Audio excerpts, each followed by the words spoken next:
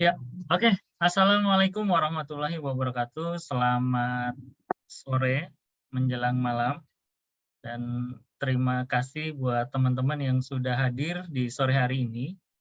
Alhamdulillah kita sore ini kedatangan tamu spesial. Kita kedatangan tim dari PTRO atau Petrosi. Jadi mungkin nggak asing lagi ya Petrosi itu siapa. Nah, nanti kita akan cerita banyak, kita akan kulik banyak, terutama tentang visi misi terbaru setelah PTRO ini diakuisisi oleh pemilik yang baru. Nah, nanti siapa kita akan kenalan. Nah, terima kasih juga hari ini sudah hadir di tengah kita Mas Aryo, tim dari Syariah Saham yang akan memoderatori acara di sore hari ini, dan kemudian selamat datang juga buat Pak Anto Broto sebagai IR-nya, Head IR untuk PTRO. Selamat sore, Pak. Selamat sore, Bapak. Ya. Assalamualaikum warahmatullahi Waalaikumsalam wabarakatuh. warahmatullahi wabarakatuh. Waalaikumsalam warahmatullahi wabarakatuh. Ini sepertinya langsung full tim ya, Pak? Langsung live Ya, dari kantornya nih. iya, iya. Nah, baik. Selamat datang juga buat teman-teman yang sudah hadir. Ini saya mesti ngintip ke sebelah, pakai dua layar. Oke. Nah, ini sudah hadir. Nah, nanti acara di sore hari ini akan sedikit berwarna karena pasti banyak pertanyaan dari teman-teman partisipasi dari Syariah Saham. Nah, nanti Mas Aryo yang bakal memandu untuk acara sore hari ini, dan sambil menunggu teman-teman yang lain mungkin boleh chat-chat dulu dari kota mana saja ini teman-teman. Sambil kenalan, siapa tahu ada yang dekat-dekat kantor PTRO. Nah, nanti bisa kita menunggu jadwal visit nih nanti. Ya, Tangerang Selatan ya. PTRO nih. Nah, oke, ini sudah hadir. Ada Pak Agus, ada Pak Anies, ada Pak Burhan. Nah, ini ada Mas Rio juga nih. Ada Pak Edwin, Pak Iwan. Oh, Iwannya banyak sekali nih ya. Ada juga Muhammad, Novan, dan teman-teman yang sudah hadir. Terima kasih. Boleh di-share ke teman-teman yang lain ya buat reminder. Wah, dari Blitar, dari Cilacap, wah, dari Ciamis, dari Jakarta, wah, Cikarang, Bandung juga hadir. Waduh, ini sepertinya mewakili satu kota nih. Ada Makassar satu, Bandung satu, Cikarang satu nih. Oke. Ya, tanpa berlama-lama mungkin supaya teman-teman nggak penasaran lagi, waktu dan tempat saya akan persilahkan ke Mas Aryo untuk memandu acara di sore hari ini. Ya, sekali lagi terima kasih buat teman-teman, dan mudah-mudahan sharing di sore hari ini tentang emiten PTRO akan bermanfaat buat teman-teman dalam memulai investasi ataupun memilih sebuah emiten. Oke, silakan Mas Aryo. Baik, terima kasih Mas Adi. Alhamdulillah, sekali lagi selamat datang Anto dan tim dari PTRO. Terima kasih sudah menyempatkan waktunya untuk bisa berkenalan lebih dekat lah dengan teman-teman di investor syariah saham.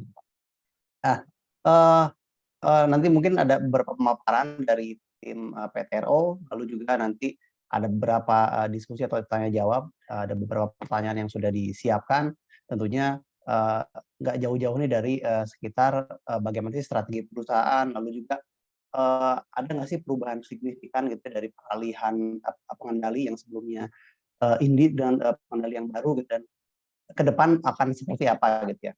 Nah, nanti juga jangan lupa teman-teman disiapkan tanya jawabnya gitu ya. Kita akan buka tanya jawab di akhir-akhir materi. Untuk waktu dan tempat sepertinya teman-teman sudah nggak sabar. Jadi kami persilakan kepada Pak Anto dan tim untuk presentasinya. Silakan Pak Anto. Baik, Bapak Ari, terima kasih banyak, Pak Adi. Assalamualaikum, semoga rahmat Allah dan keberkahan senantiasa berlimpah untuk Bapak dan Ibu semua. Perkenalkan, saya Anto bersama dengan Pak Didi dan Pak Arif mengucapkan puji syukur ya kepada Allah Subhanahu wa Ta'ala karena kami diberikan kesempatan nih untuk dapat bertemu walaupun secara virtual dengan Bapak dan Ibu semua di komunitas Syariah Saham. Mungkin di halaman berikutnya kita bisa ke depan, Pak. Ya, slide. Ya, halaman berikutnya, Pak. Slide berikutnya. Nah, ini sebetulnya adalah Petrosi sekarang ya. Jadi di tahun 2022 ini, kita itu sebetulnya sudah memasuki usia yang ke-50 tahun nih. Usia yang sebetulnya tidak lagi muda ya bagi sebuah perusahaan untuk dapat berkiprah secara sustainable, terutama di Indonesia gitu. Di dalam dinamika yang VUCA, mungkin Bapak Ibu ketahui bahwa semua tidak pasti. Jadi kita tuh Petrosi terus melanjutkan ya transformasinya tuh secara menyeluruh gitu tuh, dengan membangun sebuah organisasi yang agile dan mengembangkan bisnis model yang terbarukan dengan mempertahankan resiliensi untuk di masa yang akan datang akan bertahan di paradigma VUCA seperti ini. Sedikit kilas balik, Petrosi itu sebetulnya didirikan tahun 72. Awalnya itu sebetulnya merupakan perusahaan yang multidisiplin di bidang rekayasa dan konstruksi. Namun dalam perjalannya waktu, kita akan berkembang menjadi jasa pertambangan, atau orang lain bisa bilang sebagai kontrak pertambangan, dan kita punya komitmen untuk selalu mendukung pembangunan di Indonesia. Nah, di tahun 90, Petrosi itu menjadi perusahaan rekayasa dan konstruksi yang pertama kali tercatat di Bursa Efek Indonesia. Jadi kita go public dan kita punya ticker atau kode adalah PTRO. Nah, kalau kita lihat di halaman ini, kita memiliki 3 bidang utama.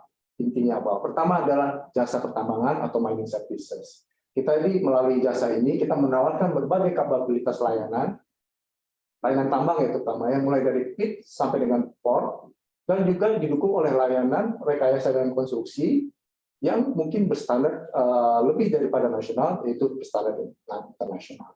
Nah, yang terakhir, kita memiliki pelayanan pangkalan logistik dan supply base di Indonesia.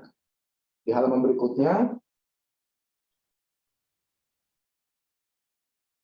ya ini adalah our main shareholders dalam menjalankan usahanya.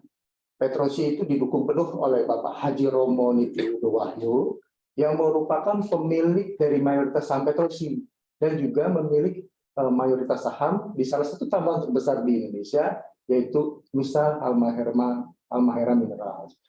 Pak Haji melalui cara Karsa Optima itu mengambil alih saham Petrosi dari PT Inka Energi Tbk, tepatnya pada bulan Juli tahun 2022 lalu.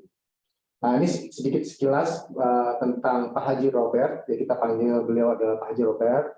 Di tahun 2019, beliau itu mengambil alih saham mayoritas NHN tersebut, yang merupakan entitas bisnis pertambangan underground mining yang dimiliki oleh Newcrest Mining Australia, jadi perusahaan Australia pada saat itu. Nah, akuisisi ini dilakukan melalui perusahaan beliau yaitu Indotan Halmahera Bangkit. Di sini beliau memiliki pemilik saham mayoritas daripada NHN. Di halaman berikutnya, nah dalam pelaksanaan tata kelola perusahaan atau good corporate governance, Petrosi itu didukung oleh Dewan Komisaris yang berpengalaman di bidangnya, yang secara bersama-sama bertugas untuk melakukan fungsi pengawasan, baik itu secara rutin atau berkala, serta juga memberikan nasihat atau saran kepada Dewan Direksi atau direksi dalam menjalankan perusahaan. Dewan Komisaris dipimpin oleh Pak Haji Robert selaku Presiden Komisaris, dan di jajaran direksi dipimpin oleh Bapak Romi Novan Indrawan selaku Presiden Direktur, dan Pak Rafael selaku Wakil Presiden Direktur. Halaman berikutnya, nah ini sedikit menggambarkan apa yang terjadi di belakangan bahwa perubahan dunia atau global change dan sustainability, di mana Petrosi tanpa terkecuali itu melihat bahwa keberadaan dan keberlangsungan perusahaan itu akan sangat bergantung pada kemampuannya untuk secara cepat mengantisipasi perubahan yang baik terjadi, baik itu dari faktor luar atau eksternal, seperti tidak favoritnya harga batu bara dan lain sebagainya, termasuk dari internal juga, yaitu seperti tidak maksimalnya produktivitas dan juga mungkin ada hambatan komunikasi. Nah, kompleksitas tersebut yang ada di slide ini itu sebetulnya makin terasa dan mengemuka ya, membuat keberlangsungan setiap perusahaan termasuk petrosi di dalam jangka panjang menjadi tantangan yang luar biasa, dan perusahaan harusnya dapat bertahan dan relevan di dalam jangka panjang kalau kita sama-sama bisa mengantisipasi setiap perubahan dengan cepat dan menyiapkan berbagai langkah dan inisiatif yang sifatnya prospektif dalam menyiapkan organisasi baru yang resilient atau memiliki daya lenting dalam menghadapi segala tantangan. Nah, di latar belakangnya oleh itu, di halaman berikutnya, kita memiliki 3 strategi. Mungkin di halaman berikutnya, Bapak. Nah, ini adalah strategi Petrosi, di mana Petrosi memiliki strategi diversifikasi, digitalisasi, dan dekarbonisasi. Ini adalah pilar untuk menjaga keberlangsungan bisnis dari Petrosi di masa sekarang dan yang akan datang. Kami melihat bahwa diversifikasi menjadi sangatlah penting ya, agar perusahaan tidak hanya bergantung kepada satu komoditas. Mungkin belakangan ini Petrosi kuat di batu bara, jasa pertambangan batu bara, dan setelah adanya paradigma VUCA, kita sadari betul bahwa transformasi harus dilakukan, dan di mana awalnya kita melakukan transformasi digital ya, yang merupakan pada saat itu kita melihat merupakan enabler atau alat bantu untuk meningkatkan operational excellence yang kita miliki. Nah, dengan berjalannya waktu ya, ternyata digitalisasi itu membuka segala banyak kesempatan atau opportunity buat kita semua. Hal itu mendukung kemampuan perusahaan untuk dapat lebih mudah dan lebih gesit dalam melakukan diversifikasi di sektor mineral lainnya, baik itu di sektor tambang emas, nikel, bauksit, dan lain sebagainya. Nah, kita sudah mengerjakan proyek-proyek tersebut, Bapak Ibu, dengan standar yang kita miliki, dan kami yakin dan dengan menggunakan digitalisasi yang kita miliki, kita sebutnya Project Minerva, yaitu dengan memanfaatkan digital tools yang kita miliki. Itu ada sekian banyak digital tools yang membantu meningkatkan produktivitas dan utilitas daripada aset dari perusahaan. Yang satunya lagi, dekarbonisasi. Jadi dengan digitalisasi tersebut, kita bisa melakukan efektivitas dan efisiensi dalam aktivitas kerja kita. Nah, jadi dekarbonisasi juga merupakan bagian dari komitmen Petrosi, Bapak Ibu, untuk senantiasa memprioritaskan aspek environmental, sosial, dan governance. Saya rasa aspek ESG sudah menjadi hal yang relevan pada saat ini. Nah, di halaman berikutnya, nah mungkin Pak Mas Arief boleh lanjutkan. Terima kasih. Terima kasih Bantu, terima kasih untuk semuanya atas kesempatan yang diberikan. Baik, mungkin melanjutkan apa yang sudah disampaikan oleh Pak Anto ya terkait digitalisasi. Jadi sebenarnya inisiatif ini sudah kita kerjakan ya, sudah kita mulai sejak tahun 2018, yang dimana melalui inisiatif strategi ini ya, Project Minerva yang disebutkan tadi ya, itu stands for dari Mining Engineering Advanced Analytics, yang dimana kita mencoba untuk memanfaatkan sistem platform digital yang dirancang khusus untuk menyelesaikan berbagai permasalahan operasional di proyek-proyek pertambangan dengan mengadopsi teknologi industri 4.0. So, jadi basically untuk tujuannya dalam transformasi ini agar dapat menjadikan Petrosi sebagai organisasi yang lebih agile ke depannya dan tentu cost efektif untuk terus memperkuat kinerja baik dari sisi aspek keuangan maupun operasional. Ditambah lagi dengan pengalaman lebih dari 50 tahun dalam memberikan solusi pertambangan terintegrasi pit to port dengan mengadopsi teknologi digital solusi Minerva ini dapat melengkapi kapabilitas dan kapasitas end-to-end mine operation capability yang ada yang dipunyai oleh Petrosi sekarang. Mungkin next, Mas. Ya. Baik, nah ini adalah big picture bagaimana Minerva itu terdiri dari beberapa komponen teknologi yang kita enabler ya, teknologi enabler yang kita gunakan dalam mengimprove operational excellence kita. Salah satunya adalah real-time crew management. Kemudian juga kita ada Minerva dashboard yang dimana semua database yang data collection itu kita masukkan ke dalam satu dashboard untuk kebutuhan pengambilan keputusan ke depannya oleh manajemen. Kemudian juga ada real-time fuel optimization.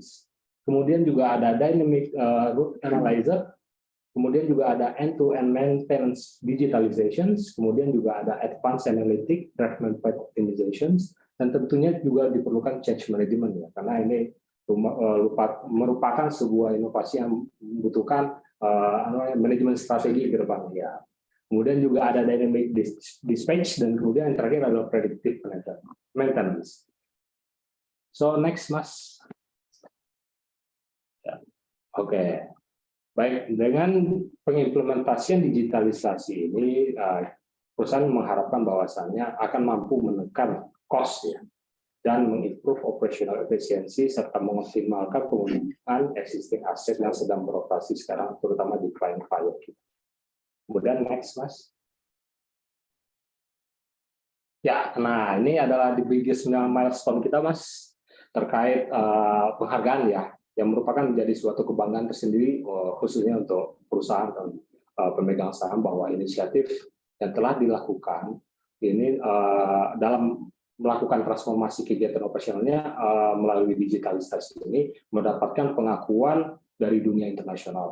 Setelah pada tahun 2019 ya, Petrosi itu dipilih oleh World Economic Forum sebagai satu-satunya perusahaan tambang dan satu-satunya perusahaan milik Indonesia yang masuk ke dalam Global Lighthouse Network.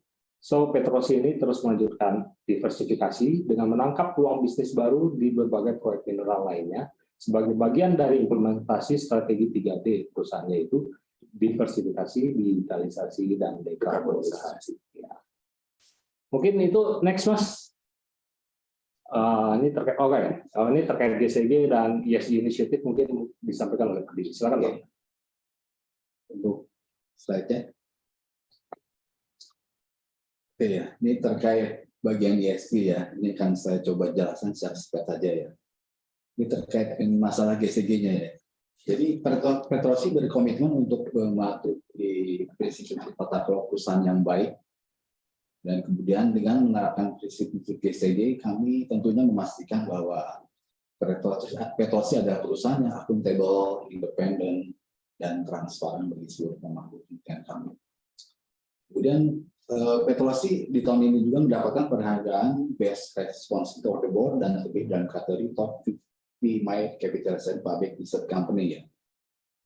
Dan dengan penghargaan ini tentunya Petrosi mendapatkan nilai yang sangat baik ya, sebesar 82,54 di atas skor rata-rata blue chip.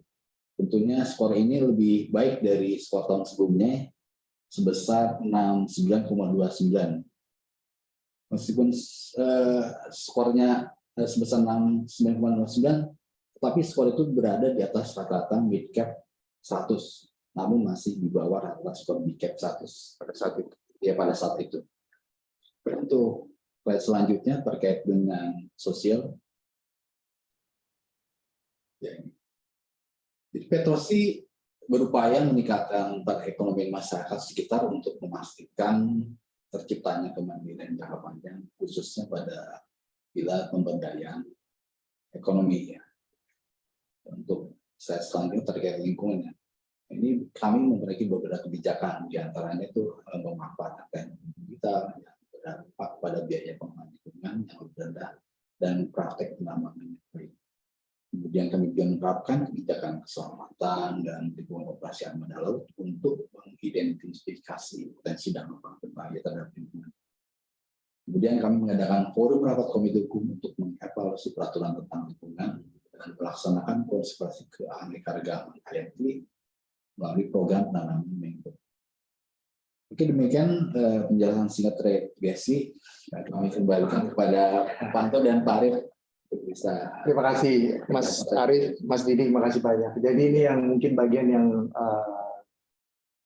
mungkin bagi kami penting ya, bahwa masa depan ya atau outlook mungkin di halaman berikutnya Mas Arif, oleh maju ke depan Mas Arif. Ya, kita melihat ke depan bahwa strategi Petrosi di bawah kepemilikan Pak Haji Robert itu adalah untuk terus mempertahankan atau menjalankan diversifikasi usaha ke sektor mineral lainnya melalui jasa pertambangan dan rekayasa dan konstruksi secara berkelanjutan. Jadi beliau akan memperkuat kapabilitas Petrosi yang ada sampai saat dengan hari ini. Bahkan ke depannya dan mungkin dalam waktu mulai dari sekarang kita sudah mulai memperkuat, malah mengembangkan kapabilitas tersebut termasuk kapasitas yang bisa harusnya dimiliki. Kemampuan perusahaan Petrosi dalam menjalankan operational excellence itu sebetulnya memang memiliki point of difference ya. Kita didukung oleh digitalisasi atau yang kita sebut dengan Minerva Digital Platform, Bapak Ibu, di mana kita juga memiliki apa yang disebut dengan mine development capabilities. Baik itu kita bisa memiliki kemampuan geologi, perencanaan tambang, rekayasa, operasional tambang, pemeliharaan, dan juga termasuk teknologi dalam hal digitalisasi yang merupakan apa ya kita bilang end-to-end service yang terintegrasi. Nah, selain itu kita juga terus pelaksanaan tata kelola perusahaan yang baik demi mendukung sustainability inisiatif di Indonesia. Selain itu, strategi jangka panjang Petrosi adalah untuk melakukan repositioning ya, dari tidak hanya menjadi kontraktor pertambangan, bahkan mungkin di suatu saat nanti akan menjadi mine owner. Ini dalam rangka atau dalam usaha untuk terus memperkuat kinerja perusahaan dan memberi nilai tambah bagi seluruh pemangku kepentingan di masa yang akan datang. Begitu yang bisa kami sampaikan mengenai komitmen kami dalam pelaksanaan usaha dan pelaksanaan tata kelola, termasuk juga mendukung keberlanjutan di Indonesia. Demikian Bapak Ibu, terima kasih. Saya kembalikan kepada Ari. Baik, terima kasih Pak Anto, Pak Didi, dan Pak Arief atas pemaparannya. Menarik nih, mungkin langsung diskusi aja ya Pak ya. Ada beberapa hal yang sudah saya coba siapkan nih Pak. Baik Bapak, siap. Tadi kan disebutkan akan adanya diversifikasi ya Pak ya. Iya. Apakah dengan dilakukan diversifikasi tambang misalkan ke emas, nikel, dan bauksit itu memerlukan tenaga ahli atau mungkin alat atau perangkat yang berbeda Pak, sehingga apakah nanti akan berpengaruh misalkan ke capex-nya atau seberapa signifikan itu Pak terhadap biaya yang nanti mungkin akan timbul nih Pak? Baik Bapak. Baik Pak, mungkin saya boleh sedikit jelaskan Pak. Memang beberapa saat yang lalu, mungkin sejak tahun lalu malah, dan di tahun berjalan ini, terutama di tahun 2022, Petrosi sudah masuk ke dalam beberapa proyek mineral Bapak. Jadi kita di tahun 2022 ini, kita mulai mendatangani kontrak dengan salah satu klien kita SRN, nilai kontrak itu sekitar $247 juta tuh. Yaitu itu sebetulnya adalah pekerjaan untuk tailing management ya Pak, yang mendukung aktivitas penambangan emas di NHE. Nah, di situ juga kita memanfaatkan kapabilitas kita di EPC ya Bapak Ibu, di mana kita melakukan aktivitas pembangunan earthwork ROM, yaitu mungkin adalah seperti bagian dari processing plant Bapak Ibu, yang di mana adalah agar meningkatkan kapasitas dan produksi mereka. Di tahun 2022 juga, sebetulnya Petrosi itu mendukung klien kita Masmindo juga Bapak Ibu, yaitu dengan mendatangani beberapa perjanjian untuk tambang emas mereka. Kita melakukan FEED gitu Bapak Ibu, yaitu front end engineering and designing services dengan nilai kontrak sekitar $200 juta. Jadi dua tersebut adalah untuk mendukung jasa pertambangan emas. Dan lain hal sebagainya Pak. Selain itu juga kita punya klien adalah Freeport. Freeport sebetulnya adalah klien lama kita Pak. Dan di tahun 2002 kemarin kita menandatangani juga kontrak untuk mendukung proyek mereka untuk levee extension atau untuk membuat tanggul. Dan itu kita mengantongi kontrak sekitar $125 juta. Nah, masih ada beberapa lagi Bapak, mungkin nanti bisa kita sampaikan, termasuk juga untuk bauksit, juga untuk nikel, dan juga maksimalkan untuk batu bara. Kalau pertanyaannya adalah capex, kita mencadangkan belanja modal setiap tahunnya untuk mendukung kapasitas yang ada, yaitu adalah untuk mendukung repair, jadi selalu ada perbaikan dan selalu ada pergantian komponen agar alat-alat kita itu dalam keadaan prima dalam melakukan aktivitas operasional. Kita mencadangkan juga untuk ekspansi kapasitas, di mana ekspansi kapasitas itu digunakan untuk mendukung aktivitas penambangan di mineral. Sampai dengan hari ini, dikarenakan kami belum merilis laporan 9 bulan, kita masih menggunakan angka 6 bulan, di mana dengan kita mencadangkan capex sekitar maksimum adalah 80 juta, itu termasuk ekspansi ya Bapak, di mana sebetulnya pada tahun ini kita baru menghabiskan sekitar 24% dari budget tersebut. Jadi itu baru di-realize sekitar 19 juta dolar, di mana kalau kita pisah Bapak Ibu, di mana untuk menambah kapasitas dari 19 juta tersebut sekitar 40%. Jadi tahun ini kita menambah kapasitas. Kedua adalah kita tetap menjaga mayoritas capex kita itu 60% untuk menjaga alat berat kita atau heavy equipment kita dalam keadaan prima. Kurang lebih itu Bapak Ibu. Mungkin ada pertanyaan lain. Oke. Terima kasih Pak Anto atas paparannya. Makasih. Kalau boleh di share nih Pak, kira-kira 2 atau 3 tahun ke depan bagaimana sih porsi tambangnya? Kan kalau sekarang masih dominan di batu bara ya Pak ya. Nah, untuk emas dan nikel sendiri kira-kira bakal 2-3 tahun ke depan bakal ngambil berapa Pak porsinya, berapa persen dari total pendapatan di tambangnya nih Pak? Baik Bapak Ibu.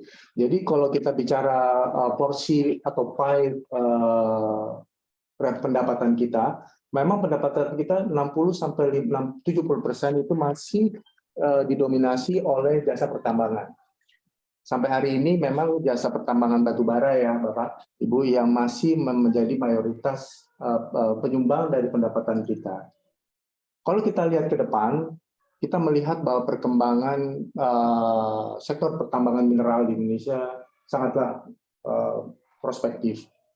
Diketahui bahwa sekarang di mana banyak tambang-tambang nikel yang akan dieksplorasi dan dieksploitasi di Indonesia demi mendukung renewable energy, Bapak Ibu. Nah, jadi kita melihat bahwa ke depannya portofolio pendapatan kita mungkin masih dalam jasa pertambangan, namun dengan berjalannya waktu kita akan mendiversifikasi ke sektor jasa pertambangan emas, jasa pertambangan nikel, dan jasa pertambangan bauksit. Untuk proyeksinya kita sejalan dengan pertumbuhan sektor tersebut, Bapak Ibu. Kami yakin bahwa ke depannya jasa pertambangan nikel di Indonesia semakin membesar pangsa pasarnya, dan ini alhamdulillah Mbak Petrosi secara kapabilitas dalam jasa pertambangan memang terdepan, dikarenakan memang sebetulnya aktivitas jasa pertambangan baik itu di batu bara dan di mineral lainnya itu sama adalah di open pit di atas, dan semua dari aktivitas awal dari mine planning, membuat studi dan lain sebagainya sampai dengan barang itu bisa dikirim ke pelabuhan. Petrosi alhamdulillah memang memiliki kapabilitas yang terbaik di situ. Oke, baik Pak. Jadi memang sejalan dengan tentunya proyeksi dari pemerintah sendiri ya Pak ya, terkait dengan nikel ya Pak ya. Ya, memang itu yang sekarang banyak sekali nih info-info yang beredar bahwa kita juga akan menggenjot ke nikel lah, kurang lebih seperti itu ya Pak ya. Iya, Bapak Ibu. Nah, saya mulai beralih sedikit ya ke ada pertanyaan nih di chat. Lumayan panjang nih pertanyaannya dari Pak Cesario Sutioso. Bagaimana dampak penandatanganan komitmen Indonesia untuk stop penggunaan atau produksi batu bara pada KTT G20? apa yang dilakukan sebagai kompensasi penggantian sumber energi dari batu bara menjadi listrik, geotermal atau energi terbarukan yang lain untuk menunjang operasional alat berat dan lain-lain, terutama untuk lini produksi yang sudah ada. Baik, Bapak. Saya coba jawab, Pak. Boleh diperlihatkan. Oke, dengan Bapak saya suruh ya. Jadi memang mau tidak mau bahwa dunia dalam hal kondisi di mana terjadi climate changes ya, kita mau nggak mau harus mulai dari sekarang untuk mulai secara bertahap mengurangi ketergantungan daripada energi fosil, baik itu bahan bakar solar, diesel, termasuk batu bara. Saya rasa mau nggak mau itu adalah komitmen yang harus kita lakukan demi anak dan juga depan. Kami tetap meyakini bahwa sumber energi bisa dipasok secara bertahap dengan menggunakan energi yang lebih ramah lingkungan. Sehingga kami yakin bahwa keputusan di KTT G20 itu adalah keputusan yang wajar, ya, yang harus kita komitkan bersama-sama. Namun kami yakin untuk menuju ke sana sumber daya yang kita ada sekarang yang masih abundant juga kita coba manfaatkan secara maksimal. Kita yakin bahwa proses untuk menjadi penggunaan ramah energi itu adalah adalah harus, namun perkembangan teknologi yang merubah pembangkit listrik agar menjadi lebih ramah, saya yakin akan terus dikembangkan, termasuk juga alat berat ya. Nah ini menarik Bapak Ibu, mungkin sudah banyak dilakukan penelitian dan R&D yang dilakukan oleh beberapa brand internasional untuk secara bertahap ya, untuk mengkonversi alat-alat berat yang akan dijual mereka untuk menggunakan bahan bakar baterai. Mungkin itu yang bisa kami jawab. Oke, cukup menjawab ya pertanyaannya. Dan ada lagi dari Pak Agung Raharjo, apakah PTRO mempunyai proyek di tambang nikel? Ya, tapi mungkin kalau mau ditambahkan silakan Pak. Apakah PTRO memiliki proyek di tambang nikel? Dari Pak Agung Raharjo. Ya, betul Pak. Makasih Pak Agung. Jadi sebetulnya pada bulan Juni 2022, mungkin kita pernah melakukan keterbukaan informasi juga, Petrosi itu mendatangkan kontrak dengan PT Cipta Jaya Selaras.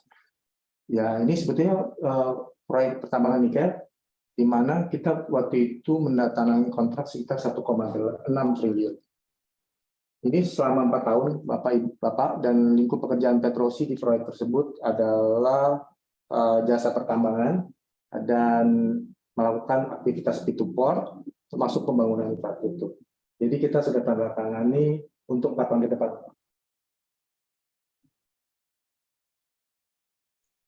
Oke, jadi memang sudah masuk ke nikel ya Pak ya? Sudah Pak. Baik, ada yang masuk lagi, tapi nanti saya mau coba ke pertanyaan yang lain. Dan kalau saya perhatikan untuk PTRO ini kan memang ada faktor terbesarnya itu terkait untuk pendapatan, yaitu overburden dan coal production ya Pak ya. Nah, apakah harga acuan batu bara itu berdampak pada kontrak yang sudah dilakukan gitu Pak? Misalkan kalau harga batu bara naik, kontrak atau tarif jasa pertambangannya naik atau seperti apa itu Pak? Baik Bapak. Untuk sebetulnya kita bicara harga batu bara acuan sekarang, memang kita lihat harga batu bara lagi sangat tinggi ya, dan beberapa minggu ke belakang memang mengalami adjustment, artinya turun secara bertahap. Kita bisa memprediksikan bahwa pandemi walaupun masih dalam proses, ini ada tahun ketiga, namun kami harus tetap hati-hati bahwa paradigma VUCA, ketidakpastian masih akan kita hadapi. Kita masih sama-sama harus menjaga bahwa agar keberlanjutan usaha itu bisa berlangsung dengan baik dikala ketidakpastian ini, Bapak. Nah, kalau kita bicara harga batubara acuan, di mana tahun ketiga ini pandemi COVID, beberapa aktivitas infrastruktur sudah mulai kembali pulih. Kita lihat bahwa aktivitas ekspor juga mulai membaik. Namun tetap kembali bahwa kita harus memastikan bahwa operasional dan keberlanjutan usaha di dunia terutama tetap harus berjalan. Jadi kalau kita melihat harga batubara acuan, kita melihat bahwa ketika harga batubara mengalami peningkatan dan juga mengalami penurunan, kami atau perusahaan harus siap dalam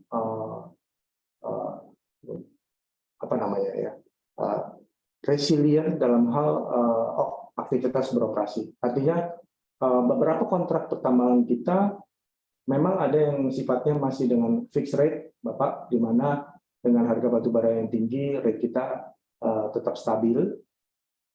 Namun tiap tahun pasti ada adjustment sesuai dengan perubahan dari inflasi, atau kita bisa bilang cost of living adjustment.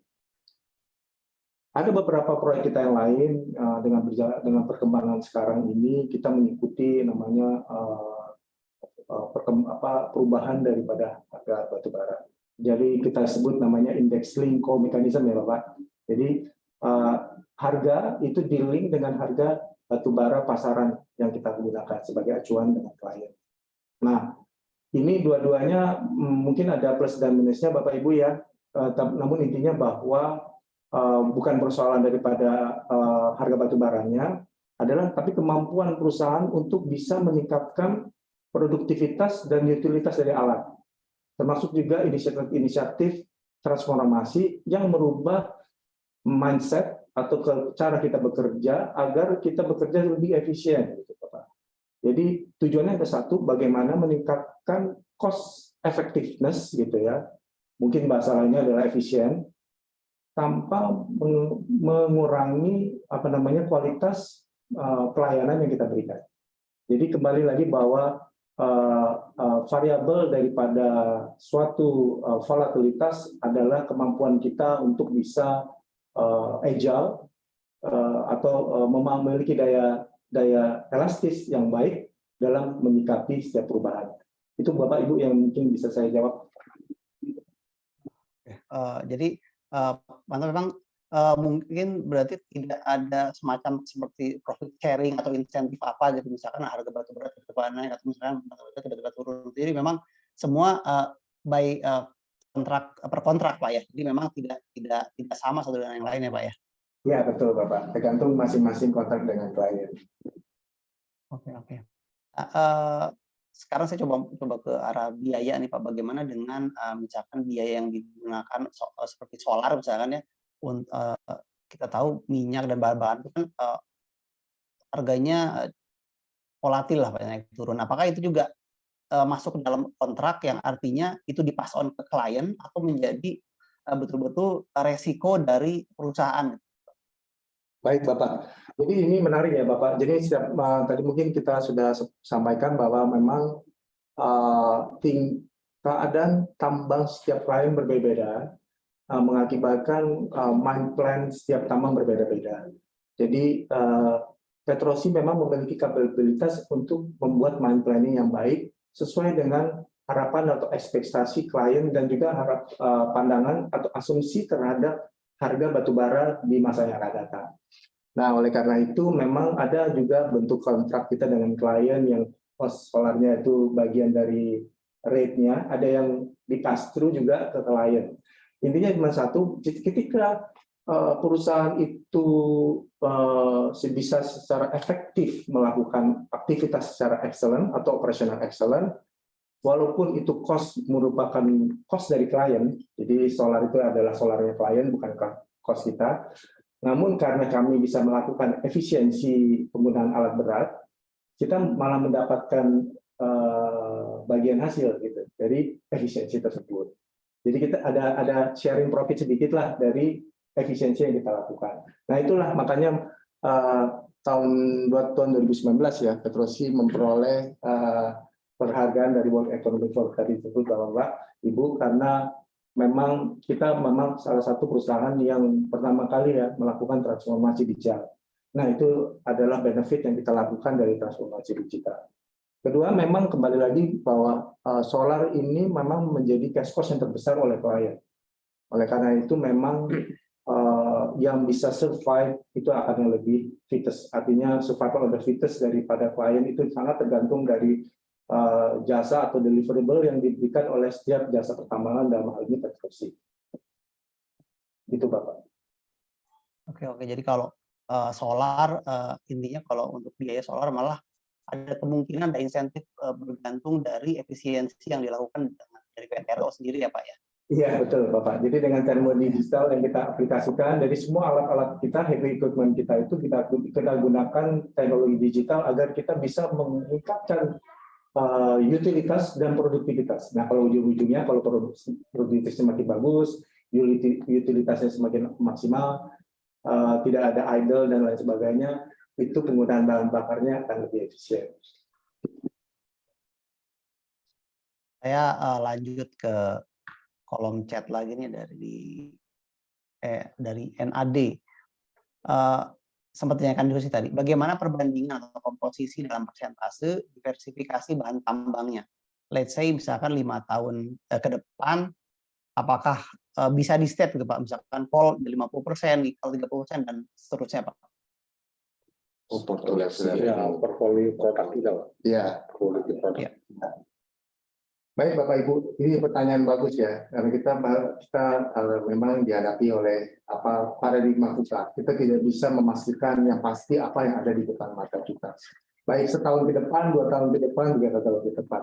Kita flashback sedikit ke beberapa tahun yang lalu, di mana tahun 2019 akhir ya, kita sudah lihat tuh ada 19 akhir ya, di mana COVID itu sudah merebak di beberapa kota di China, selatan Amerika. Dan tiba-tiba tahun 2020 itu semua tiba-tiba membuat kita kaget ya. Itu seperti black swan, itu artinya kita nggak tahu apa yang terjadi 2 minggu lagi. Dan itu benar, kita sama-sama merasakan di rumah lockdown, kita bisa berkomunikasi menggunakan Zoom pada saat itu dan mungkin dan lain sebagainya.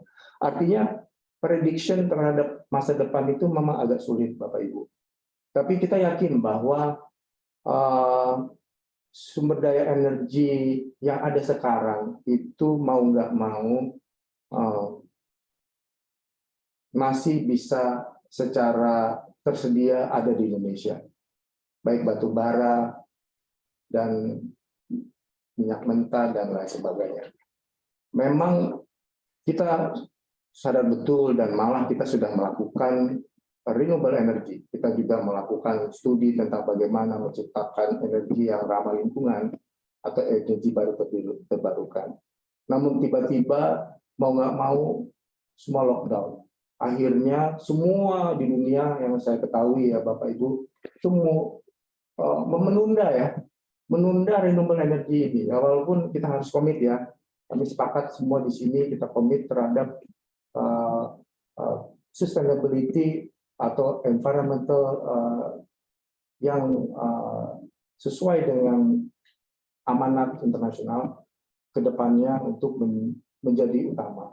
Indonesia sudah putuskan untuk menuju ke sana dan kita memang sudah sejak beberapa tahun yang lalu ketika kita meluncurkan strategi 3D, Bapak Ibu, itu sebetulnya adalah bagian dari kita untuk mendukung tersebut. Jadi kalau kita tanya kembali ke pertanyaan Bapak mengenai portofolio kita terhadap pendapatan, ya memang kita akui bahwa kebutuhan batu bara di dunia, terutama untuk di Indonesia sendiri, masih dipakai. Dan kita sekarang ditantang oleh komitmen kita semua, ayo kita sama-sama bagaimana mengganti pembangkit listrik yang menggunakan bahan bakar lain. Namun itu kayaknya tidak serta-merta bisa dilakukan dalam 1 tahun, 2 tahun ke depan. Dan saya yakin itu butuh waktu untuk dilakukan. Nah, jadi dengan berjalannya waktu, kita sekarang mulai mendiversifikasikan usaha kita ke mineral lainnya. bukan hanya di batu bara, kita masuk ke emas, kita masuk ke nikel, dan kita masuk ke bauksit. Memang secara volume belum sebesar batu bara, tapi itu mulai bisa bertahap, kita mulai meningkatkan secara gradual setiap tahunnya pertumbuhan untuk di sektor nikel, emas, dan bauksit. Kurang lebih itu Bapak yang bisa saya kasih gambarnya. Oke, terima kasih Pak Anto. Iya. Jawabannya.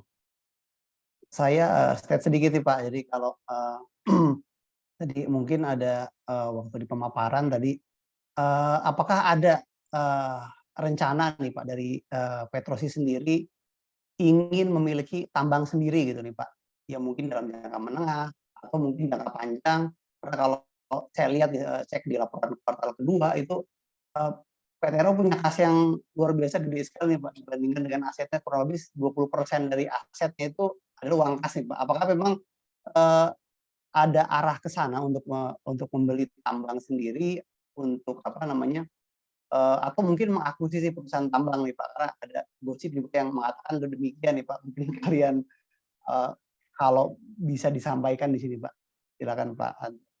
Baik Bapak, jadi untuk kita sebagai jasa penambangan memang lebih diberikan kemudahan ya untuk bisa melakukan diversifikasi di luar jasa pertambangan Bapak. Jadi itu sebetulnya hal yang sangat visible buat kita. Karena memang di mana kita beroperasi, di sekeliling kita itulah tambang-tambang beroperasi. Baik itu batu bara, baik itu emas, baik itu nikel dan bauksit. Jadi mungkin secara logika kita bisa sampaikan sangat fleksibel gitu untuk bisa memiliki tambang sendiri. Dan sampai hari ini kita punya kapabilitas untuk bisa melakukan feasibility study, mine planning, engineering atau rekayasa dan konstruksi untuk tambang. Kita pernah membangun jalan tambang, kita pernah membangun pelabuhan dan lain sebagainya. Artinya secara jasa overburden dan jasa coal production, termasuk juga jasa rekayasa dan konstruksi, memang Petrosi sudah bertahun-tahun melakukannya, Bapak. Artinya untuk menjadi sustainable technology resources company yang menciptakan akses kepada sumber daya vital ya Pak ya, Bapak Ibu, untuk mendukung transisi energi di masa sekarang dan di masa yang akan datang, itu adalah mutlak. Gitu Pak. Jadi memang sangat possible bagi kita untuk menjadi maju. Oke. Lalu terkait dengan kas yang ada nih Pak, apakah ada rencana apa nih misalnya untuk penggunaan kasnya gitu? Karena saya lihat cukup besar sekali nih Pak kasnya. Apakah mungkin bagi dividen kah gitu kan? Atau sempat saya singgung-singgung misalkan apakah akan akuisisi perusahaan tambang apa seperti apa nih Pak? Kalau boleh tahu nih Pak. Ya Pak. Jadi memang cash balance itu kita jaga agar bisa beroperasi secara maksimal. Memang tahun lalu kita tidak membayar dividen. Kedepannya kita yakin bahwa ketidakpastian masih kita hadapi, Bapak. Artinya paradigma volatility, uncertainty, complexity, dan ambigu ya kita sekarang mungkin ambigu. Mulai kapan kita mulai melepaskan PLTU? Kayak tadi Bapak sudah sebutkan di KTT, kita mau kita sudah mulai pensiunkan PLTU. Kita harus ikuti. Itu adalah amanat daripada pemerintah. Nah, jadi kalau bicara mengenai Petrosi sendiri, strategi jangka panjang dan menengah memang ingin membuat Petrosi semakin baik dan jauh semakin lebih baik dibanding masa sekarang dan di masa lalu. Jadi cash balance yang kita miliki sampai hari ini adalah untuk mendukung kegiatan operasional dan juga untuk melakukan ekspansi. Nah, syukur-syukur ketika alhamdulillah semua ini berjalan dengan baik, seperti biasa Petrosi akan senantiasa untuk membagikan pengembalian return of investment kepada para pemegang saham. Mungkin nanti bisa disampaikan atau kita bisa bagikan beberapa company update kami, Bapak Ibu, yang mungkin juga tersedia di website kita, di mana sejak tahun mungkin beberapa tahun ke belakang, lebih dari 4 tahun ke belakang, kita setiap tahun membayar dividen. Dan tahun 2022 ini sedang berjalan, insya Allah kita bisa menyelesaikan tahun 2022 ini dengan baik, sehingga tahun depan kita bisa jauh lebih baik lagi dalam meningkatkan kinerja ya Bapak Ibu, terutama untuk mendukung diversifikasi usaha ke jasa pertambangan, termasuk juga untuk melakukan research and development untuk melihat apa yang terjadi sih di 5 tahun ke depan, transisi energi apalah yang efektif yang bisa kita lakukan. Dan yang paling penting adalah menjaga momentum Bapak Ibu ya, agar momentum itu tetap bisa kita raih dan kita bisa maksimalkan semua value chain kita ya, karena memang kemampuan daripada mining services dan engineering and construction itu sangat dipengaruhi oleh the value chain, di mana kita adalah bagian dari mata rantai.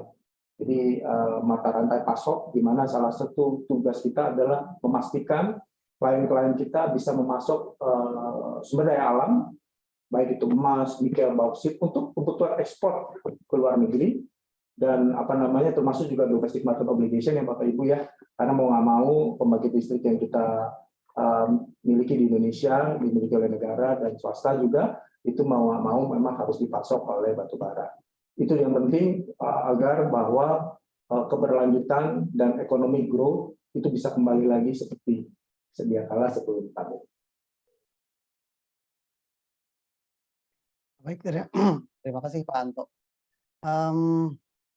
Saya coba cek lagi pertanyaannya. Oke, apakah bisa di state nggak Pak untuk misalkan biaya jasa penambangan coal per ton itu berapa gitu Pak, dan biaya jasa overburden itu per tonnya berapa, mungkin itu bisa nggak Pak? Mungkin secara umumnya gitu Pak, karena mungkin tiap kontrak beda, bisa nggak Pak? Coba. Baik Bapak Ibu, jadi memang angkanya tidak ada standarnya Bapak, itu tergantung daripada jasa apa yang kita berikan atau kita layani kepada klien. Kedua juga tergantung daripada sedalam apa dan seluas apa tambang tersebut Bapak Ibu. Jadi memang karakter tambang dari setiap klien itu berbeda-beda. Ada tambang yang 2 kali stripping itu udah ketemu batu bara. Ada tambang yang 4-5 kali stripping baru ketemu batu bara. Ada juga tambang yang distance-nya jauh sekali, ya mungkin bisa berkilo-kilometer, berpuluhan kilometer sampai pelabuhan, itu juga akan mengakibatkan tarif daripada tambang tersebut jadi relatif sedikit lebih mahal.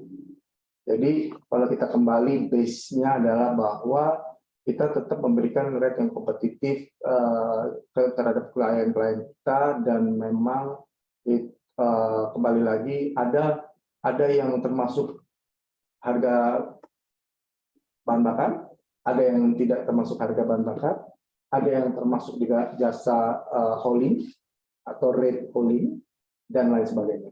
Jadi rate-nya relatif Pak, mungkin bisa dari 1,5 mungkin itu rule of thumb di Indonesia sampai dengan 2 dan 2,2 tergantung. Tapi bisa juga lebih daripada itu. Nah, kembali lagi bahwa yang penting adalah kemampuan Petrosi atau perusahaan mendeliver komitmen terhadap setiap kliennya. Intinya begini Bapak, bahwa cash cost dari suatu tambang itu sangat dipengaruhi dari kemampuan perusahaan untuk membuat mine planning. Ketika mine planning itu bisa di measurable dan bisa diindikasikan, kita bisa membuat mine plan yang lebih baik. Sebagai contoh begini, kita nggak pernah bisa mengetahui harga batu bara ini 1 tahun ke depan akan kembali naik atau kembali turun. Tapi yang pasti adalah bahwa kita harus memastikan bahwa kita semakin sensitif terhadap perubahan atau volatility daripada harga tersebut. Tidak, istilah lainnya gini Bapak, jangan sampai nanti ketika kita melakukan stripping begitu besar untuk klien, tapi tiba-tiba harganya turun, harga batu bara turun. Akibatnya cash flow-nya naik. Nah, itu yang penting. Jadi mind planning sangat penting untuk menjaga margin setiap klien, dan kami di Petrosi tidak hanya melakukan overburden saja, atau call getting saja, tapi juga memberikan jasa konsultasi dan menjadikan advisor buat kepada klien untuk melihat, walaupun kita belum tidak memastikan apa yang terjadi di tahun-tahun ke depan. Kurang lebih itu Pak, jadi mind planning merupakan salah satu keunggulan Petrosi, yang dimana bahwa agar klien tetap sustain ya Pak ya. Kalau klien sustain, klien bisa mendapatkan margin, pasti semua mata rantai pasok termasuk Petrosi sebagai jasa pertambangan mereka akan tetap sustain. Oke, terima kasih Pak Anto. Terima kasih. Oke, sudah mendekati jam 4 nih Pak. Saya izin 2 pertanyaan lagi boleh ya Pak Anto ya? Boleh, boleh. Nah, kan beberapa waktu dekat ini beralih kendali nih Pak dari Indik ke arah Reksa Optima nih Pak. Nah, apakah dari visi perusahaan atau mungkin dari prospek mungkin anggaplah 5 tahun ke depan gitu ya, apakah ada sesuatu perubahan nih Pak? Apa sih yang dibawa dari PT Caraka Reksa Optima ini ke bisnisnya PT RO? Apakah semakin agresif ke misalkan ke tambang mana, atau semakin agresif ke diversifikasi atau apapun itu Pak? Boleh dijelaskan sedikit Pak? Ya betul. Wah, pertanyaan bagus ya Pak. Jadi kalau kita melihat visi ke depan atau prospek ke depan, memang nggak mau kita tidak hanya boleh tergantung kepada batu bara gitu ya.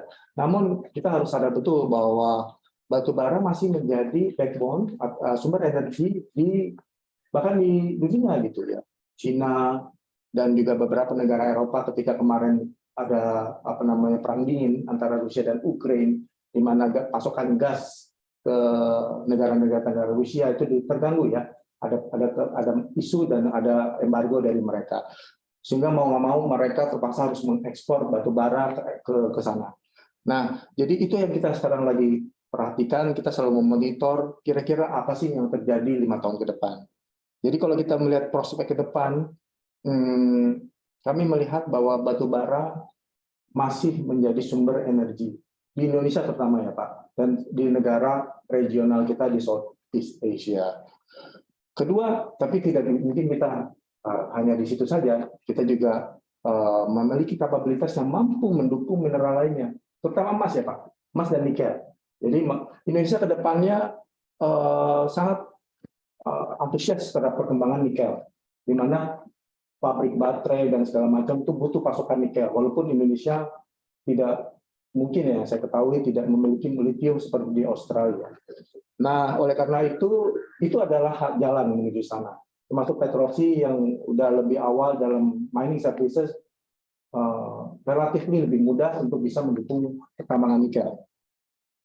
Emas, kalau kita lihat emas ya, emas sebetulnya adalah safe haven ya. Kita boleh lihat mungkin semua orang tua kita, mungkin ibu saya juga suka nyimpan emas, dan mungkin udah bertahun-tahun itu disimpan terus dan harganya pasti naik terus, dan itu adalah safe haven. Ketika pandemi COVID kemarin, emas sudah menjadi salah satu komoditas yang luar biasa, yang bisa menjadi safe dalam tabungan mereka, dan juga untuk menjaga keberlanjutan hidup masing-masing orang. Jadi nikel dan emas mutlak Pak buat kita. Nah, untuk Caraka sendiri, Bapak Haji Robert, pemilik kami semua itu merupakan orang yang memiliki tingkat kesadaran yang luar biasa dan memiliki kemanusiaan yang luar biasa. Itu melalui PT Caraka Reksa Optima kemarin mengakuisisi Petrosi. Mungkin Pak Haji yang bisa saya sampaikan sebelumnya, memang pribadi yang luar biasa, mereka memiliki pengalaman yang sangat luar biasa di sektor pertambangan, baik itu batu bara, baik itu emas, dan lain sebagainya. Melalui Petrosi ini, beliau akan mengembangkan lagi Petrosi ya. Dulu Pak Haji memang memiliki kemampuan luar biasa di underground, tambang-tambang underground Bapak. Nah, di Petrosi, beliau melalui Petrosi memiliki kemampuan open pit ya kan. Jadi luar biasa, ada atas dan bawah, open pit dan underground, dan itu sebetulnya salah satu syarat mutlak ya. Selain itu bahwa pendekatan ke menggunakan hati itu adalah pendekatan yang saya rasa relevan di masa sekarang ini. Kurang lebih itu Bapak Ibu.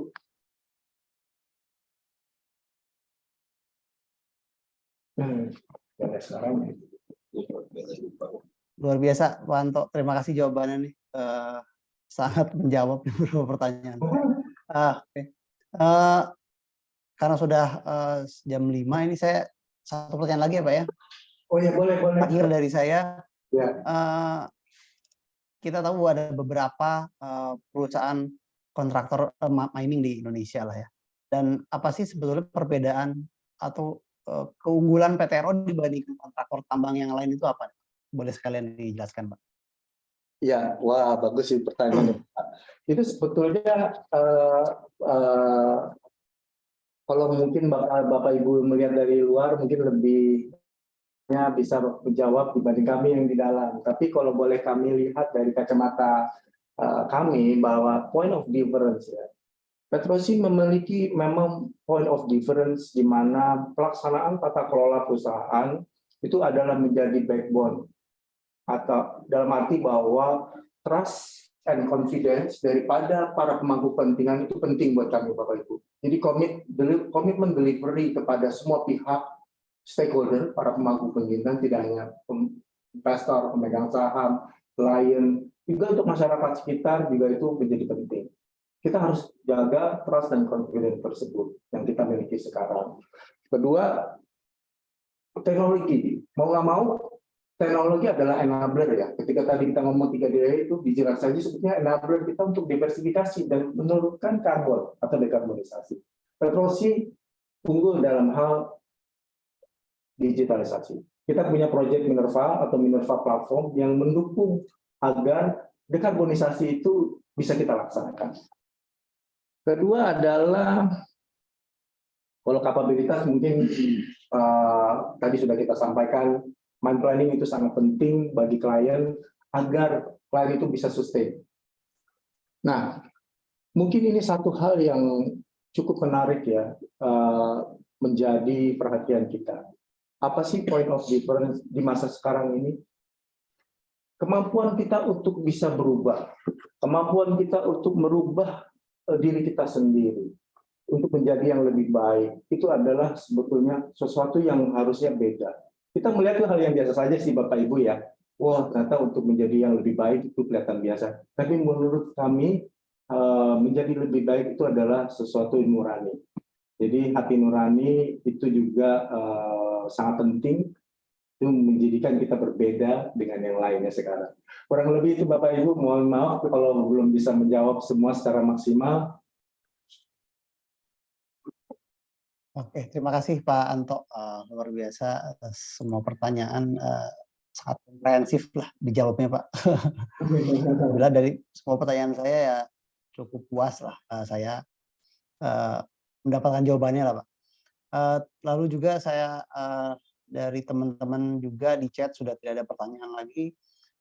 Mungkin saya kembalikan ke Mas Adi. Ya, silakan Mas Adi. Baik, aduh, ini saya tampilnya kita bertiga deh, biar enak. Ya, terima kasih sebelumnya Mas Aryo dan Pak Anto dan tim IR dari PTRO ini dari tadi seneng banget nih Pak Anto ngejawabnya nih, berarti ini pertanyaannya menarik semua nih gitu. Ya, mohon maklum ya Pak Anto bahwa teman-teman ini pasti pengen banget nih tanya sesuatu itu langsung ke emiten. Biasanya kan nanya kalau nggak ke analis, ke berita, nyari berita kan. Nah ini mumpung ketemu orang dalam emitennya bisa langsung nanya nih gitu. Nah, Ya. Oke, ini kayaknya Mas Aryo masih ada pertanyaan nih, kayaknya tapi masih disimpan nih. Masih ada pertanyaan nggak nih Mas Aryo nih?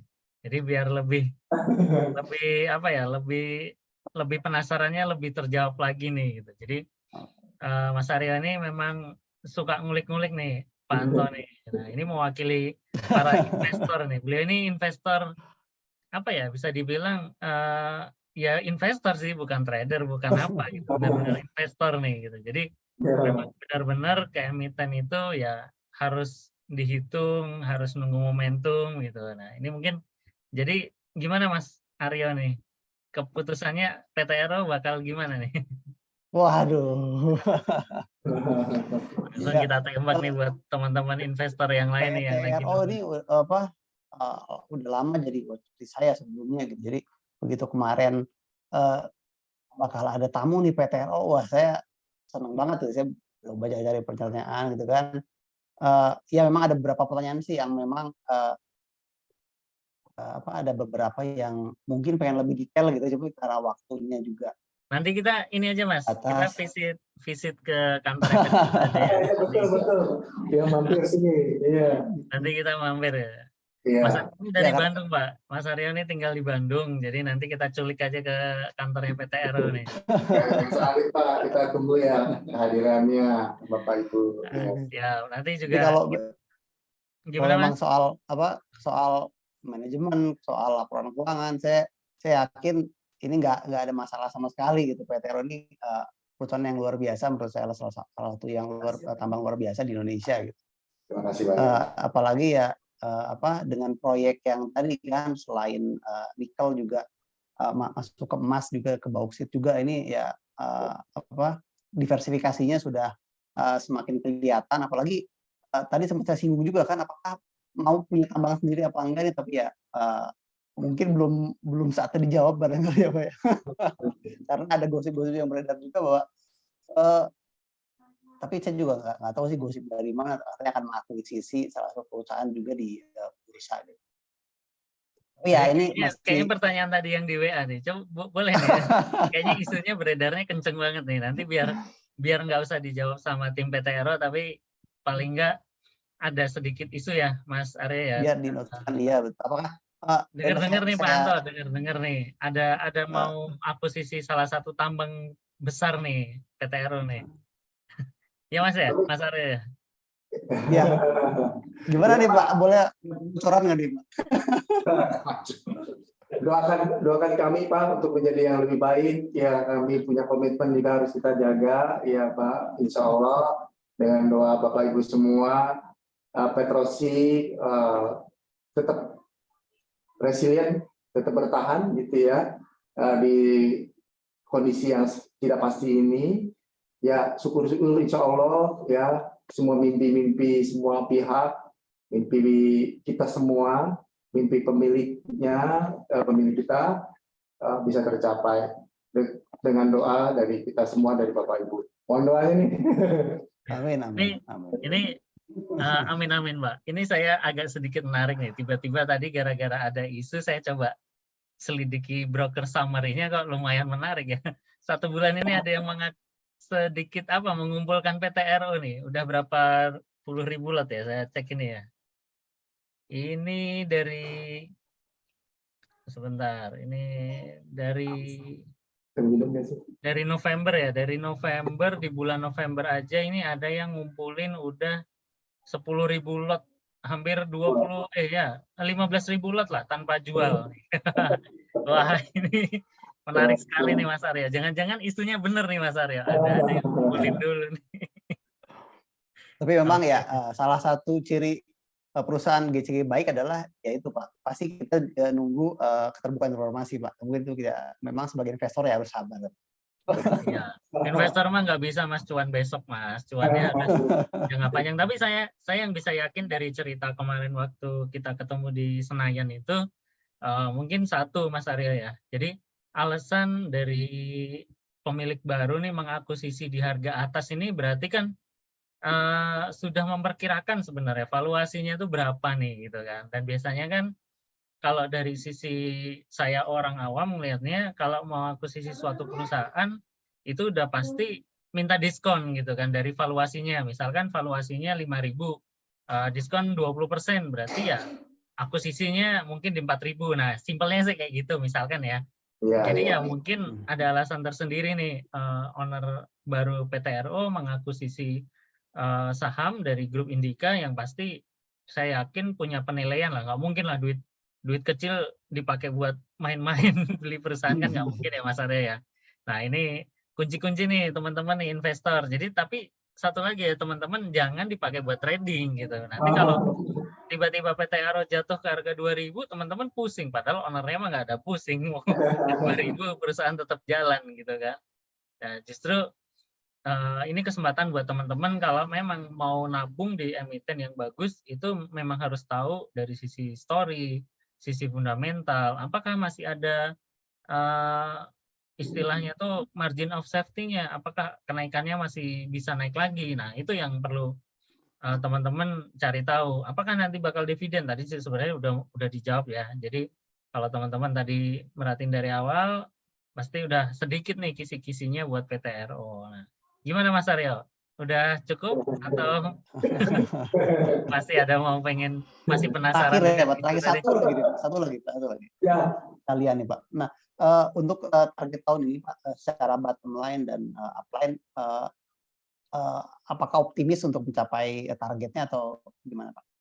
Untuk tahun ini ya Pak? iya, memang cuaca di tahun ini agak berat gitu ya. Kita lihat di beberapa rilis dari perusahaan tambang juga, itu memang cuaca di kuartal keempat ini berat gitu, maksudnya hujan terus lah. Gitu.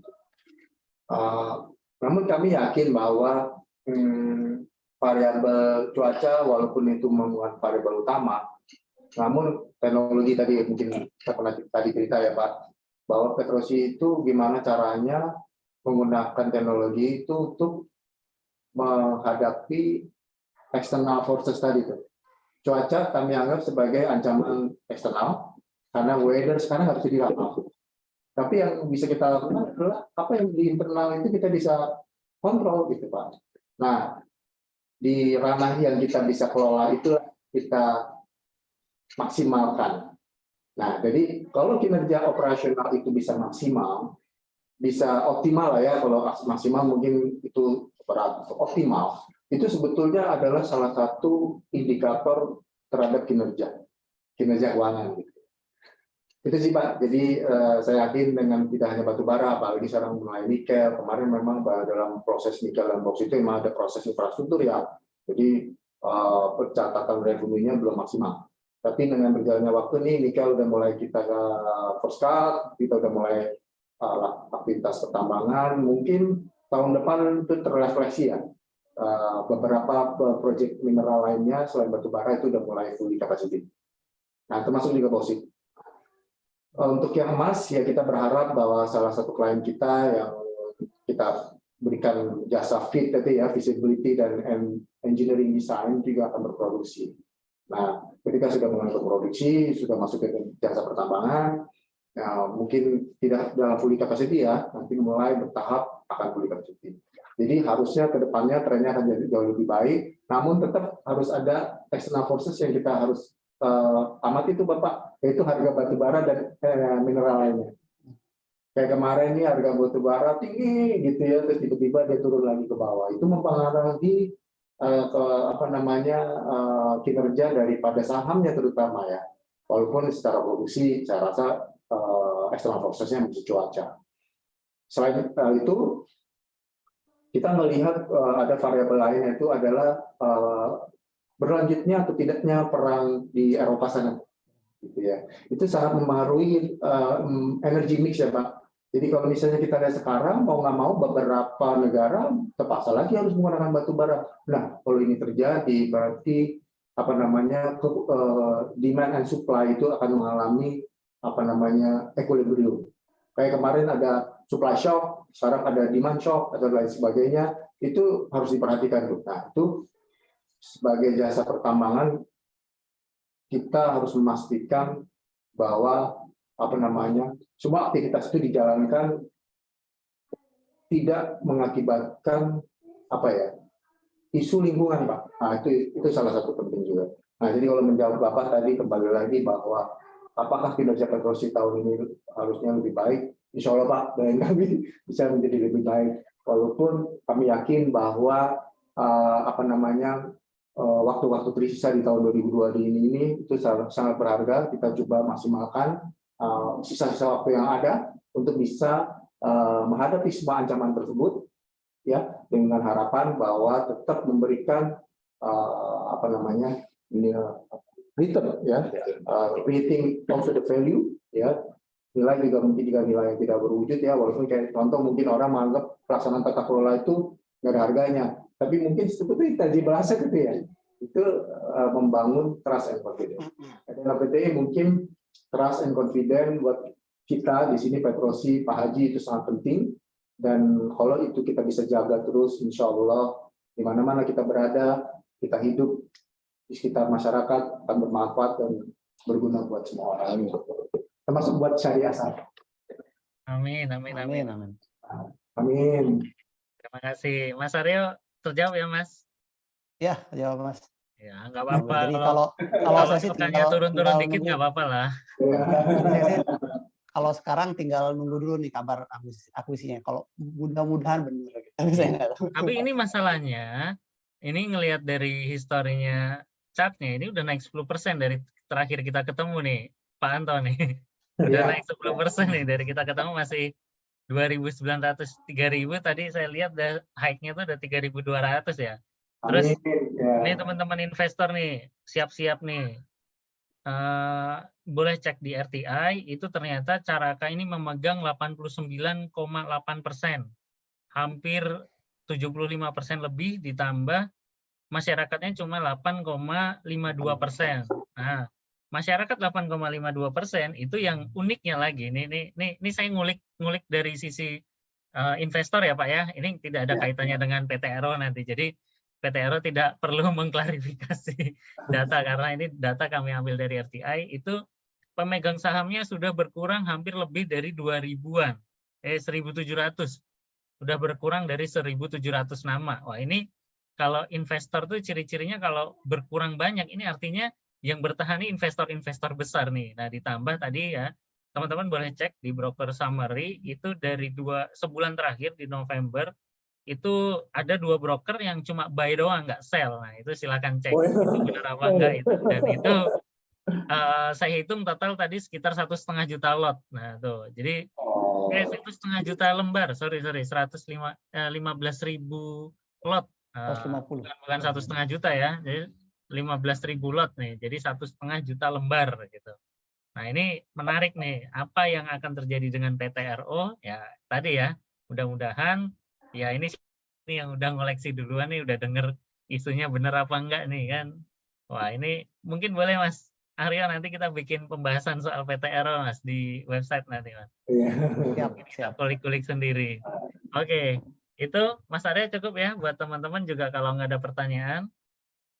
Terima kasih. Mungkin saya mau minta closing statement dari 2 narasumber kita hari ini, yaitu dari sisinya PT Aero dan juga dari Mas Aryo. Mungkin yang pertama untuk Mas Aryo dulu deh. Mungkin closing statement dari apa yang didapetin hari ini, kira-kira apa yang harus dilakukan investor. Silakan Mas Aryo. Oke, baik. Sebelumnya terima kasih buat Pak Anto dan tim, Mas Adi juga kesempatannya hari ini bisa berbincang langsung dengan orang dalam lah PT RO gitu ya. Kalau saya lihat memang dari laporan keuangan dari GCG Petro ini ya bisa dibilang nggak ada masalah, ini perusahaan bagus gitu ya. Dan tentu dengan diversifikasi yang dilakukan ini semakin menarik lah untuk dipelajari lebih lanjut gitu ya. Lalu juga view beberapa analis yang saya baca di tahun ke depan bahwa kalau ini masih ada kemungkinan untuk mungkin tidak akan naik seperti 2020-2021, tapi mungkin akan berada mencari keseimbangan di mungkin sekitar di 200 sampai 250 gitu ya. Ini juga salah satu disebabkan oleh kemungkinan dari kebijakan dari zero COVID policy di China yang mungkin nanti akan pastinya akan berdampak pada demand batubara gitu ya. Demand batubara naik, otomatis ya jasa pertambangan juga akan ikut kebagian lah. Dan tentunya untuk untuk menjual atau membeli saham silahkan teman-teman bisa pelajari lebih lanjut lagi gitu, dan ada beberapa isu terkait dengan pengakuisisian atau mengakuisisi suatu tambang, itu juga masih perlu kita dalami lebih lanjut. Namun tetap bahwa PT RO ini adalah perusahaan yang sangat bagus, laporan keuangan sehat, juga punya prospek masa depan yang memang terdiversifikasi dengan baik, sehingga ya jadi salah satu pilihan lah bagi investor. Namun tetap harus wait and see juga bagaimana kita melihat harga dari komoditas sendiri. Itu aja barangkali Mas Adi. Oke, siap. Terima kasih Mas Aryo. Jadi buat investor nggak usah buru-buru pengen cuan ya, tapi justru emiten kayak gini cocoknya buat ditabung. Jadi nabung sebulan dapat 100.000 ya, tabung aja 100.000 terus. Nah, mungkin terakhir dari Pak Anto dan tim nih, apa pesan terakhir, bukan pesan terakhir sih maksudnya, pesan untuk para investor nih yang pengen masih penasaran dengan PT RO. Mungkin boleh sedikit. Ya, mungkin kawan-kawan saya boleh sampaikan sebelum Ya, baik. saya sampaikan. Ya, untuk investor yang sudah membeli saham Petrosi, artinya ini merupakan kami sangat berterima kasih ya atas kesetiaan selama ini. Jadi apa yang kami sampaikan, info-info terkait Petrosi itu adalah menggunakan termin dari refleksi harga saat ini. Jadi artinya harga yang terbaik untuk Petrosi saat ini merupakan dari upaya kami yang memberikan yang terbaik kepada investor terkait informasi yang ada di Petrosi ya. Terus kemudian bagi investor retail tentunya dengan forum ini artinya bisa lebih memperluas jaringan investor retail ke depannya. Jadi Petrosi ini dari sisi investor sangat lengkap ya kalau kita lihat baca DPS ya. Di sini masih ada investor asing, investor institusi, dan investor retail. Tentu ke depannya kami berharap sinergi ini antara Petrosi dan investor itu akan semakin memajukan Petrosi lebih jauh ke depan. Itu saja sih. Ya, makasih Mas Didi. Mas Arief mau Udah semua? Ya, jadi saya atas nama manajemen Petrosi, kami semua di sini mengucapkan banyak terima kasih kepada semua pihak, terutama komunitas syariah saham, atas atensinya, atas kesempatan yang diberikan kita untuk bisa berbicara walaupun secara virtual kepada Bapak Ibu. Bagi kita, bagi Pak Haji, semua pemilik Petrosi, jaga percayaan dan komitmen pada semua pihak itu adalah mutlak, dan insya Allah dengan dukungan dengan Bapak Ibu semua, kinerja Petrosi akan jauh lebih baik di masa-masa yang akan datang. Atas nama semua pihak di Petrosi ini, kami ucapkan salam sehat, salam sejahtera, supaya Bapak dan Ibu dalam satu kondisi yang selalu baik. Itu yang bisa kami sampaikan, kurang lebih. Ya, mohon maaf, terima kasih. Assalamualaikum warahmatullahi wabarakatuh. Waalaikumsalam warahmatullahi wabarakatuh. Ya, oke. Dengan berakhirnya 2 statement terakhir, terima kasih buat teman-teman semuanya yang sudah hadir. Nanti jangan lupa yang ketinggalan kita akan upload di YouTube-nya Syariah Saham. Mohon ditunggu saja ya untuk kita uploadnya. Jadi terima kasih sekali lagi Pak Anto dan tim. Mas Aryo, terima kasih atas ilmu yang mudah-mudahan bermanfaat dan jadi amal jariah kita semuanya. Buat teman-teman semuanya, sampai jumpa di Sisa Talk. Dengan emiten yang lain kita akan tutup. Wabarakatuh. Assalamualaikum warahmatullahi wabarakatuh.